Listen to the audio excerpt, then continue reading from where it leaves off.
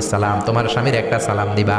ওয়া মুরিহি আন ইউসবিতা আতাবাতা বাবিহি, আর বলবা ঘরের দরজার নতুন চৌকাঠ যেন জীবনেও না পাল্টায়। চলে গেলেন। ইসমাইল আসলেন। বিবি বলল, নুরানি চেহারার এক আল্লাহর ওলির মতো মুরব্বী লোক আসছিল। মুরব্বী আসছে শুনে ইসমাইল তো ভয় পেয়ে গেলেন। কিরে, আগে তো একটা ঘটনা ঘটছে, ঠিক কিনা? কেমন আচরণ করেছিস বল।